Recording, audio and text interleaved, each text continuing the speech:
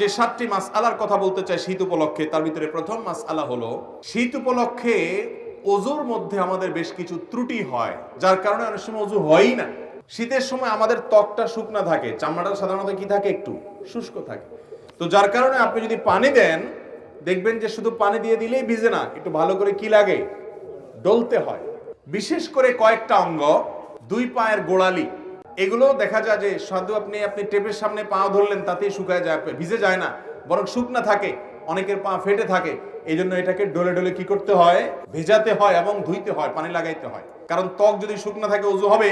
অনেকের দেখবেন যে শীতের সময় কোন রকম এরকম টেপ দিয়ে পানি নিয়ে এভাবে মেরে দিয়ে শেষ, কোনই শুকনা থেকে যায়। এই জন্য এগুলোকে ডলে ডলে ধোয়া। অনেকে আছে মুখ ধোন কোন রকম তাড়াহুড়া করে, কানের লতি, এই যে গোড়ার অংশ, চুলের অংশ, গোড়া, এগুলোতে দেখা যায় শুকনা থেকে যায়।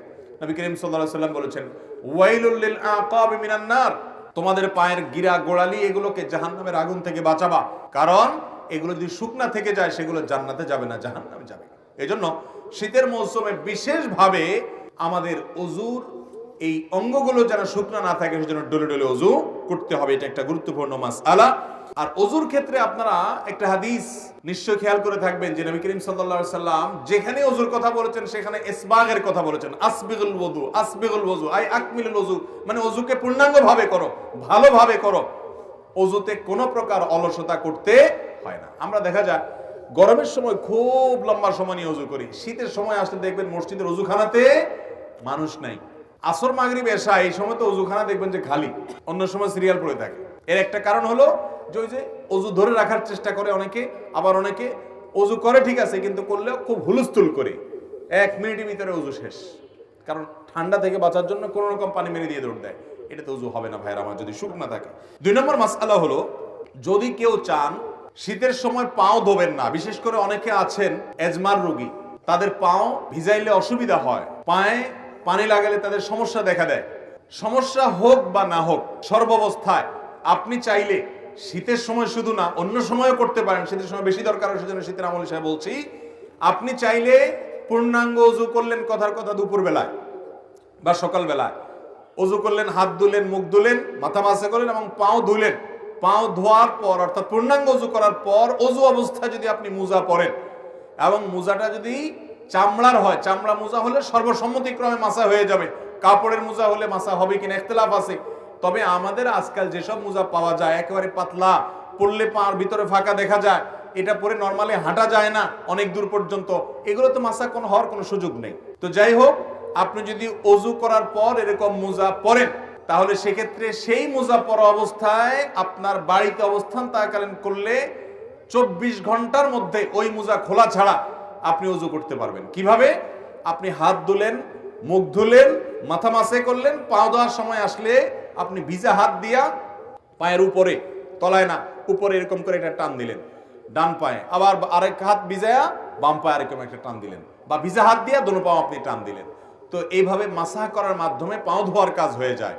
এবং এটি আহলুস সুন্নাহ ওয়াল জামাতের গুরুত্বপূর্ণ একটা আকীদা যে তারা আহলুস সুন্নাহ ওয়াল জামাতের সকলেই মাসাল খুফাইন বা মুজার উপরে মাসা করাকে জায়েজ মনে করে। নবী করিম সাল্লাল্লাহু আলাইহি সাল্লাম মাসা করেছেন, আলী রাদিয়াল্লাহু তাআলা কে নির্দেশ করেছেন, বিধায় মুজার উপরে মাসা করলে সওয়াব কোনো কম হবে। আমাদের সমাজে কেউ মুজার উপরে মাসা করলে অনেক মুরব্বীরাও বলে যে বাবা এই বয়সে তোমরা মুজা ধরছো, হ্যাঁ এখন তো সাহস করো পাও ধো। না ভাই, মুজার উপরে মাসা করলে সওয়াব একটুও কম হবে না।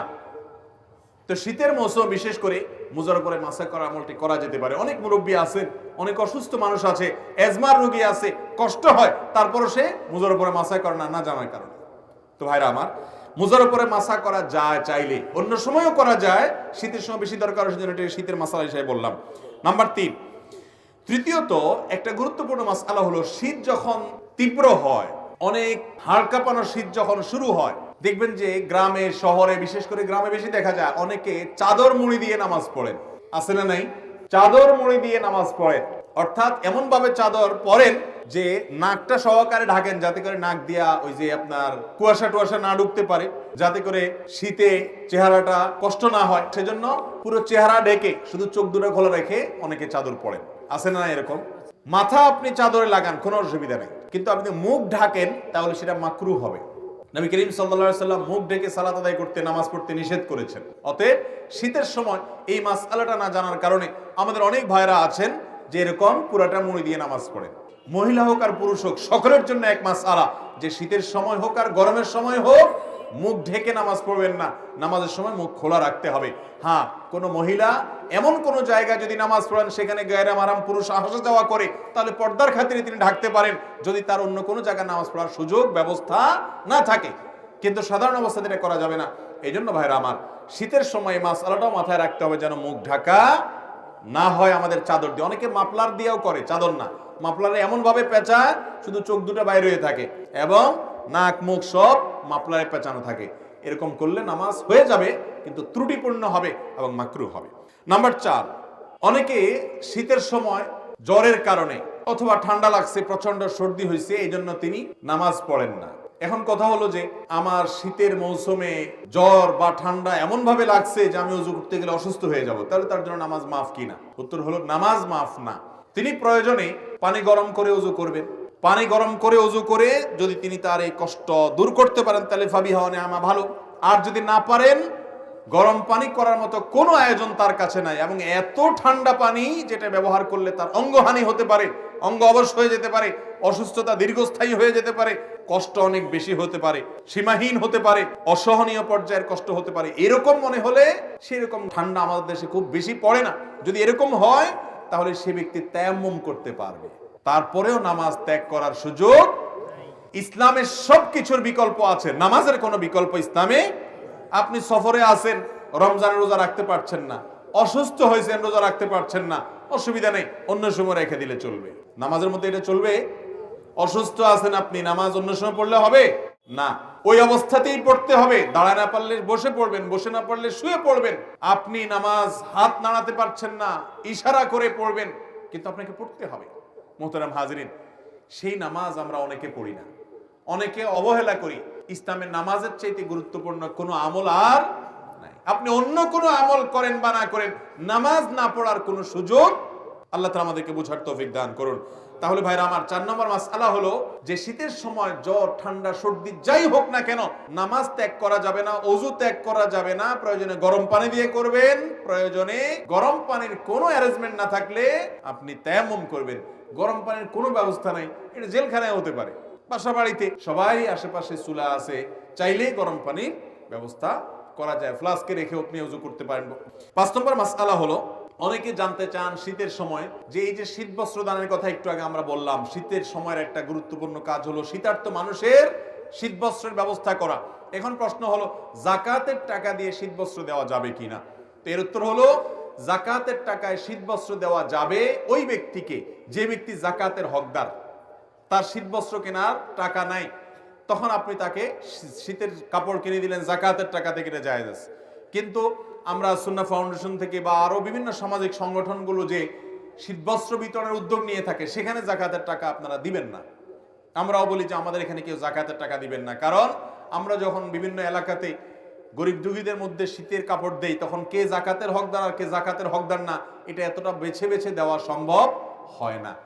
যার কারণে যাকাতের টাকা দিয়ে শীতের কাপড় দিলে আপনার জানাশোনা কোনো গরিব যিনি অবশ্যই যাকাতের হকদার, তাকে আপনি দিতে পারবেন, কোনো অসুবিধা নেই। নাম্বার 6, একটা গুরুত্বপূর্ণ মাসআলা হলো শীতের সময় অনেকে দেখা গেল শুধু চাদর গায়ে দিয়ে নামাজ পড়ছেন, তো চাদরের ভিতরেই হাতটা থাকে, হাত উঠানো, হাত বাঁধা, এই মুভমেন্ট করা, এই সবগুলো চাদরের ভিতরে করা, কারণ বাইরে করলে শীত লাগে। এই রোগটা আছে না নাই? এটাও হাদিসে পরিষ্কার ভাবে নিষেধ।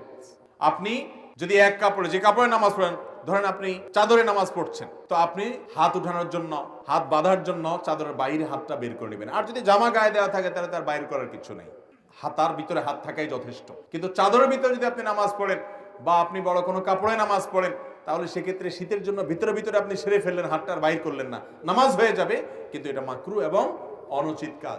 শীতের সময় এই কাজটা অনেক বেশি হয়ে থাকে, এটা লক্ষ্য রাখতে হবে। এটা 6 নম্বর মাসআলা। 7 নম্বর মাসআলা হলো শীত একটু বেশি হলে, গরমের সময় দেখা যায় গরম একটু বেশি হলে কিছু মানুষ দেখবেন যে শীতের মা বাপ 14 গোষ্ঠী তুলে গালি দেয়। দেখছেন আপনারা?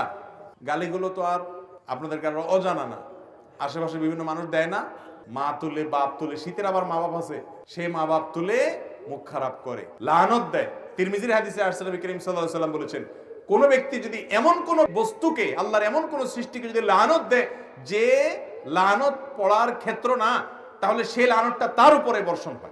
ভাইরা আমার আগের বক্তা আলোচনা করছেন রাগ দমন করা নিয়ে। এসব ওয়াজ হয় না আজকাল, দরকারি ওয়াজ ভাই। রাগ দমন করতে হবে। অনেক নামাজি মানুষ কিন্তু বদমেজাজি আছে না নাই? দাড়িওয়ালা মানুষ সবই ঠিক আছে মাশাআল্লাহ, মেজাজটা এত বিশ্রী যে একজন ইমানদার এত বিশ্রী আচরণ হওয়ার কথা। অতএব ভাইরা আমার, শীতের তীব্রতায় বা গরমের তীব্রতায় কোন অবস্থাতে শীত বা গরমকে গালমন্দ করা, লানতান করা, অভিশাপ দেওয়া বা বাজে কথা বলা, এটা জাহেল মানুষের কাজ। ইমানদার তো শীত যত তীব্র হবে তার জাহান্নামের কথা তত বেশি স্মরণ হবে, সে তত আরো ভালো কথা বলবে, আরো বিনম্র হবে, আল্লাহর কাছে পানা চাইবে, বাজে কথা বলবে না। আল্লাহ তাআলা আমাদের সবাইকে এই শীতের মৌসুমে আল্লাহকে সন্তুষ্ট করার মতো আমলগুলো করে যাওয়ার তৌফিক দান করুন। এবং শীত উপলক্ষে যেসব মাসআলার ব্যাপারে আমাদের বিশেষ যত্ন থাকা উচিত, সতর্ক থাকা উচিত, সেগুলোর পরে আমরা যেন বিশেষভাবে সতর্ক থাকতে পারি, যত্নশীল থাকতে পারি। আল্লাহ তাআলা আমাকে, আপনাকে, আমাদের সবাইকে আমল করার তৌফিক দান করুন। আস-সুন্নাহ ফাউন্ডেশন, উম্মার স্বার্থে সুন্নাহর সাথে।